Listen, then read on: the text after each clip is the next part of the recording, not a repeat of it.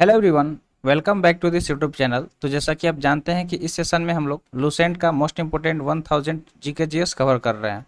तो ऑलरेडी बहुत सारे वीडियो हमने बना दिया है। तो अगर आपने वो सारे वीडियो नहीं देखा है तो जाके प्लेलिस्ट पे देख सकते हैं। तो आज हम शुरू करेंगे क्वेश्चन नंबर 851 से। तो अगर आप किसी भी कम्पिटेटिव एग्जाम का प्रिपरेशन करते हैं तो वीडियो लास्ट तक जरूर देखिएगा। चलिए वीडियो शुरू करते हैं। जल्दी से लाइक कर दीजिए और चैनल पर नए हैं तो जल्दी से चैनल को सब्सक्राइब कर लीजिए।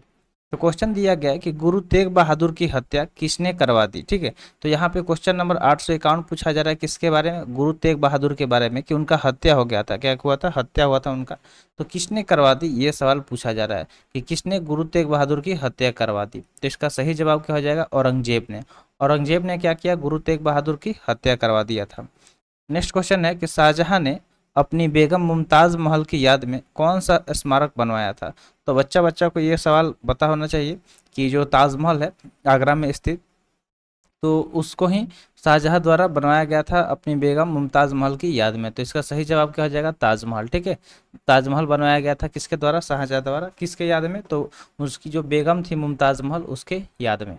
अगला सवाल है कि किस मुगल बादशाह के शासन काल में चित्रकला अपनी चरम सीमा पर पहुंच गई थी। ठीक है, तो उस मुगल बादशाह का नाम पूछा जा रहा है कि जिसके शासन काल में क्या हुआ था कि जो चित्रकला थी, ठीक है, यानी कि चित्रकला को उसने बहुत ज़्यादा बढ़ावा दिया था। ठीक है, यानी कि चरम सीमा पे पहुंच गई थी चित्रकला। तो इसका सही जवाब क्या हो जाएगा? जहांगीर। ठीक है, जहांगीर के शासन काल में चित्रकला अपने चरम सीमा पे चला गया था।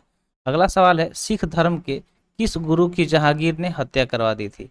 अब पूछा जा रहा है कि जो सिख धर्म के कौन से गुरु थे। ठीक है, यानी कि नाम उनका पूछा जा रहा है जिनका हत्या किसके द्वारा दिया गया था। तो जहांगीर के द्वारा उनका हत्या करवा दिया गया था। तो करेक्ट आंसर इसका क्या हो जाएगा? गुरु अर्जुन देव। ठीक है, गुरु अर्जुन देव द्वारा। तो ये कौन थे गुरु अर्जुन देव? वो थे सिख के धर्म जिनका हत्या जहांगीर ने करवा दिया था। नेक्स्ट क्वेश्चन है हुमायूंनामा पुस्तक की रचना किसने की थी। यहाँ पे एक पुस्तक का नाम है, पुस्तक का क्या नाम है? हुमायूंनामा। ठीक है, तो हुमायूंनामा के रचना के बारे में पूछा जा रहा है कि इस पुस्तक का रचना किसने किया था। इसका सही जवाब हो जाएगा गुलबदन बेगम ने। किसने किया था? गुलबदन बेगम ने हुमायूंनामा पुस्तक की रचना किया था। चलिए नेक्स्ट आगे बढ़ते हैं और अगला क्वेश्चन देखते हैं। तो अगला क्वेश्चन दिया गया है कि किसने अपनी विजयों के उपलक्ष्य में चित्तौड़गढ़ में विजय स्तंभ का निर्माण करवाया था। ठीक है, नाम पूछा जा रहा है कि किसने अपनी विजयों के उपलक्ष्य में, विजय मतलब क्या, यानी कि जो भी वो जीता तो उसके उपलक्ष्य में उसने क्या किया? चित्तौड़गढ़ में विजय स्तंभ यानी कि जीत का जो एक स्तंभ का निर्माण करवाया था। तो इसका सही जवाब हो जाएगा राणा कुंभा ने। ठीक है, राणा कुंभा ने। किसने किया था? तो राणा कुंभा ने अपने विजय मतलब जो भी विजय उपलक्ष्य किया था, जीत हासिल किया था, उसको लेके उसने विजय स्तंभ बनवा दिया था। नेक्स्ट क्वेश्चन है कि नालंदा विश्वविद्यालय की स्थापना किसने की थी। तो नालंदा विश्वविद्यालय की अगर बात करें जो कि बिहार के नालंदा जिले में स्थित है, तो उसको मतलब ये तो अब खंडर हो गया क्योंकि बख्तियार खिलजी ने क्या किया था? उसमें आग लगा दिया था। तो ये काफ़ी प्रसिद्ध विश्वविद्यालय है नालंदा विश्वविद्यालय। लेकिन सवाल ये पूछा जा रहा है कि इसका स्थापना किसके द्वारा कराया गया था। तो करेक्ट आंसर हो जाएगा कुमार गुप्त ने। ठीक है, कुमार गुप्त ने नालंदा विश्वविद्यालय की स्थापना कराई थी। नेक्स्ट क्वेश्चन है जगन्नाथ मंदिर किस राज्य में स्थित है। तो अगर हम जगन्नाथ टेम्पल की बात करें तो इससे जुड़े बहुत सारे आपको मतलब मिस्ट्री अब सुनने को मिलता है, अक्सर आपको देखने को मतलब पता चलता है कि इसमें बहुत सारी मिस्ट्री छुपी हुई है इस मंदिर के अंदर। तो अगर जब भी आपको कभी मौका मिले ज़रूर जाइएगा जगन्नाथ मंदिर। तो यहाँ पे सवाल यही पूछा जा रहा है कि ये है कहाँ पे। तो उड़ीसा राज्य में पुरी जगह पे है। ठीक है, जगन्नाथ पुरी। तो यह जगन्नाथ मंदिर अगर जब भी आपको मौका मिले तो हम तो यही बोलेंगे कि जाइए। थोड़ा सा देखिए, घूमने से क्या होता है कि बहुत सारा चीज़ आप एक्सप्लोर करिएगा। जो चीज़ें बस पढ़ें देखें ऐसे फोटो में और वहाँ पे खुद अकेले जाएंगे या फैमिली के साथ जाएंगे तो वहाँ बहुत सारी चीज़ें जो हकीकत है वो उसको देख के समझ पाएंगे। तो लाइफ में अगर मतलब मूवी वगैरह देखने से अच्छा है कि कहीं जब भी समय मिले ट्रिप पे निकलिए अच्छे अच्छे जगह पे। अगला सवाल दिया गया है कि तराइन का प्रथम युद्ध किस किस के बीच और कब हुआ। ठीक है, तराइन के प्रथम युद्ध के बारे में पूछा जा रहा है कि किसके किसके बीच में हुआ और कब हुआ।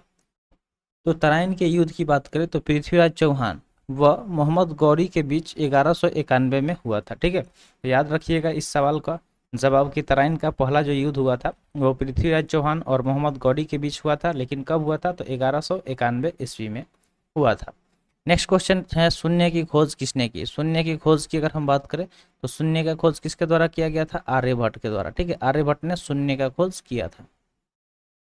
नेक्स्ट क्वेश्चन की बात करें तो नेक्स्ट क्वेश्चन है सिकंदर किसका शिष्य था, ठीक है, सिकंदर के बारे में पूछा जा रहा है कि सिकंदर शिष्य किसका था, यानी कि सिकंदर का गुरु कौन था। तो करेक्ट आंसर इसका क्या हो जाएगा, अरस्तु, ठीक है।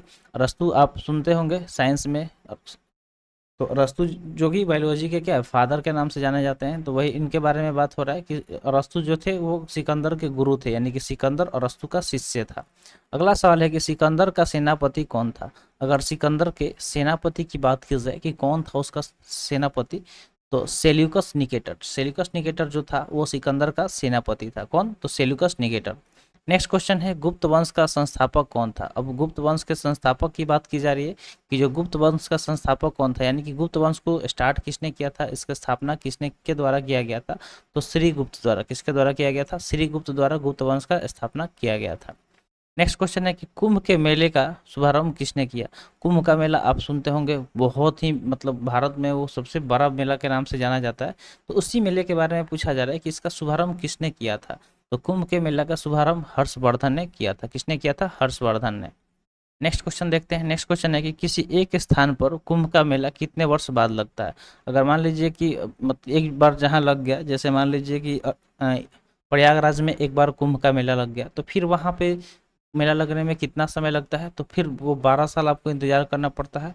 12 वर्ष बाद फिर से वहाँ पे दोबारा मेला कुंभ का लगता है। चलिए यहाँ तक उम्मीद करते हैं आपको समझ में आ गया होगा। स्लाइड को आगे बढ़ाते हैं। तो अगला सवाल दिया गया है 866 नंबर सवाल है कि भारत में कितने स्थानों पर कुंभ का मेला लगता है, ठीक है। यहाँ पे भरता हो गया, इसको लगता कर लीजिएगा, ठीक है, कि कुंभ का मेला भारत में कितने जगह पे लगता है, ठीक है, कितने जगह पे लगता है। तो इसका करेक्ट आंसर अगर हम देखें तो भारत में कुल 4 जगहों पे कुंभ का मेला लगता है। एक तो हरिद्वार, ठीक है, जो कि गंगा नदी के तट पे है। उसके बाद इलाहा, जहाँ पे संगम होता है गंगा यमुना का। और उसके बाद उज्जैन, उज्जैन क्षिप्रा नदी के तट पे है। और नासिक गोदावरी नदी के तट पर है। तो ये सारे यहाँ पे जगह है। कौन कौन सा, हरिद्वार हो गया, इलाहाबाद हो गया,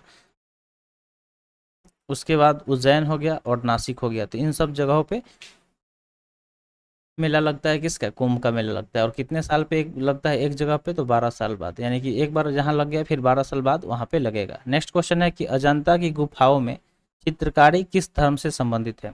जो अजंता की अगर गुफाओं में आप जाएंगे तो वहाँ पे जो चित्रकारी है वो किस धर्म से संबंधित चित्रकारी उसमें किया गया है। तो इसका सही जवाब हो जाएगा बौद्ध धर्म से, ठीक है। बौद्ध धर्म से संबंधित चित्रकारी कहाँ पे देखने को मिलेगा, तो अजंता की गुफाओं में।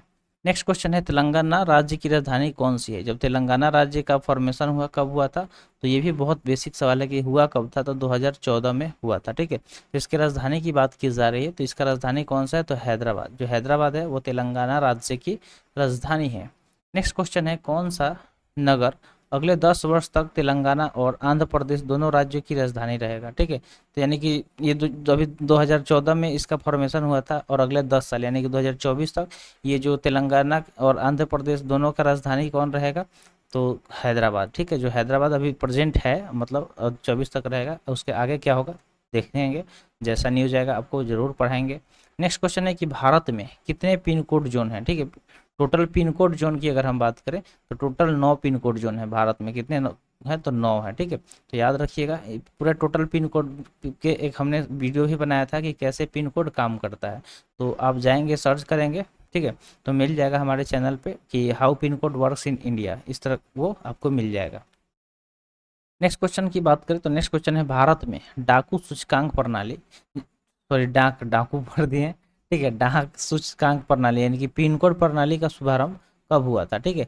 पिन कोड जो प्रणाली है इसका शुभारंभ 1972 ईस्वी में हुआ था। कब हुआ था, 1972 यानी कि 1972 ईस्वी में हुआ था। भारत का सबसे बड़ा सार्वजनिक उपक्रम कौन सा है, ठीक है।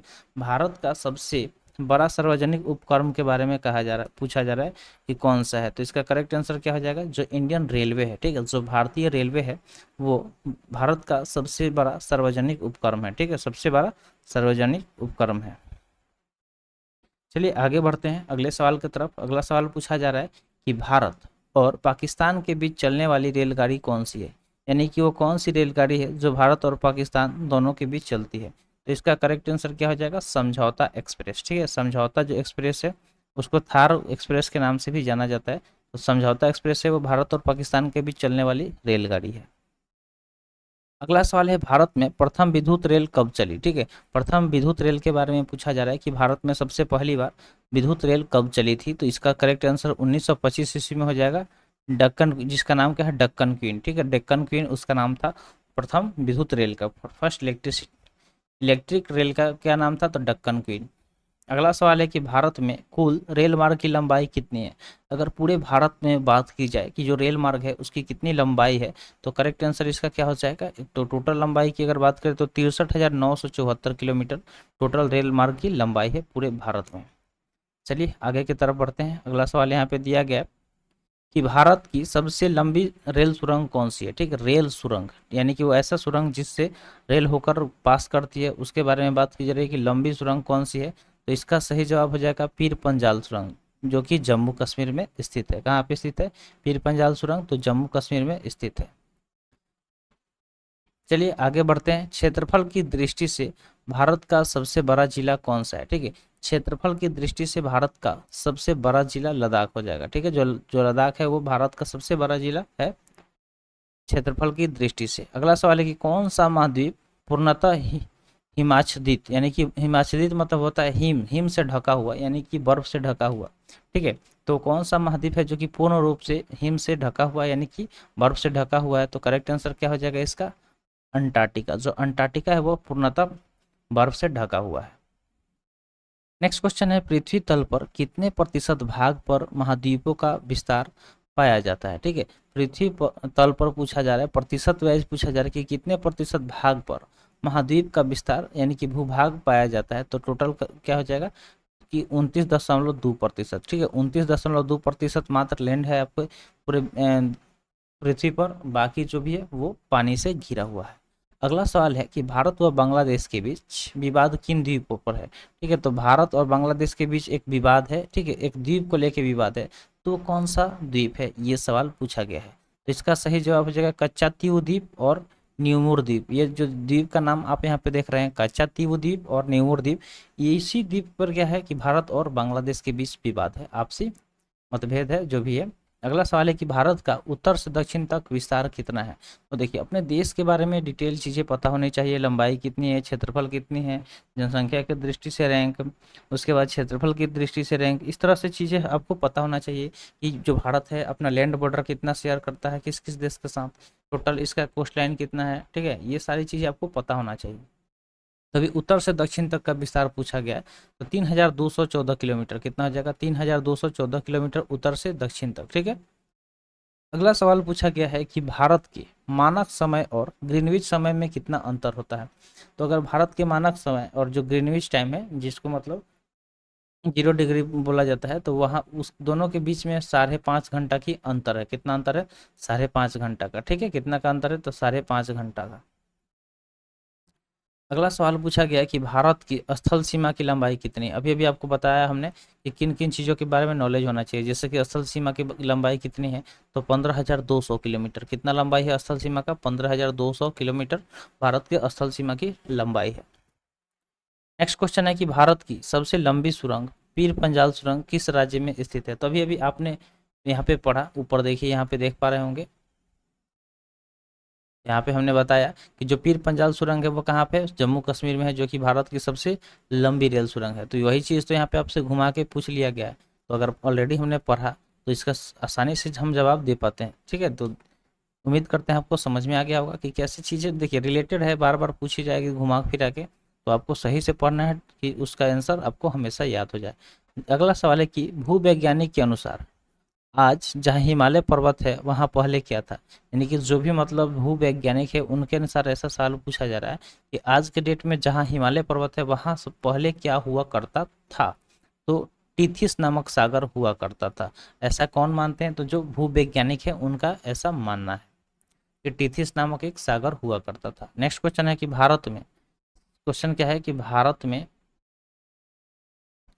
सर्वप्रथम, क्या सवाल है कि भारत में सर्वप्रथम किस स्थान पर राष्ट्रीय उद्यान स्थापित किया गया?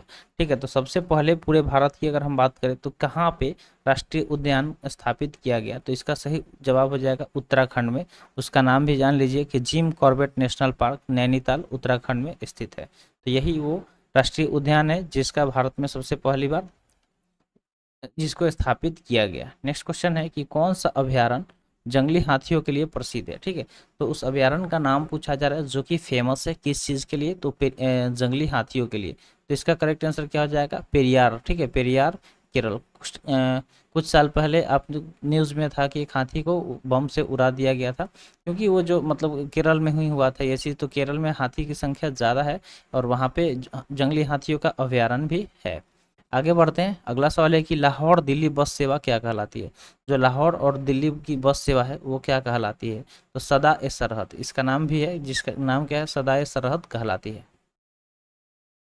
अगला सवाल है कोयला की सर्वोत्तम किस्म कौन सी है? ठीक है, कोयला की सर्वोत्तम किस्म कौन सी है ये पूछा जा रहा है कि यानी कि सबसे अच्छा जो उसका टाइप होता है वो कौन सा होता है? तो एंथ्रासाइट। ठीक है, कौन सा होता है? एंथ्रासाइट। तो 4 टाइप होता है, एंथ्रासाइट, बिटुमिनस, लिग्नाइट और पीट। ठीक है, एंथ्रासाइट, बिटुमिनस, लिग्नाइट और पीट, ये चारों टाइप होते हैं, जिसमें सबसे बेस्ट कौन सा होता है? तो एंथ्रासाइट यानी कि ए वाला। तो ये याद रखिएगा। अगला सवाल दिया गया कि सिंधु घाटी की सभ्यता में एक बड़ा स्नानघर कहाँ मिला? तो जो इंडस वैली सिविलाइजेशन है उसमें एक बहुत बड़ा मतलब स्नानघर मिला। ठीक है, तो वो कहाँ पे मिला? तो मोहनजोदड़ो में मिला। कहाँ पे मिला? मोहनजोदड़ो में। तो इसको याद रखिएगा और उम्मीद करते हैं जो भी यहाँ पे चीज़ें बताई गई होंगी आपको समझ में आ गया होगा। तो इसी तरह आप अपना प्यार बनाए रहें और ज़्यादा से ज़्यादा चैनल को सब्सक्राइब करें, दोस्तों को शेयर करें और जो भी वीडियो आप देख रहे हैं उसको लाइक ज़रूर करें। तो आज के लिए इतना ही, मिलते हैं फिर अगले वीडियो में। Thanks for watching. जय हिंद।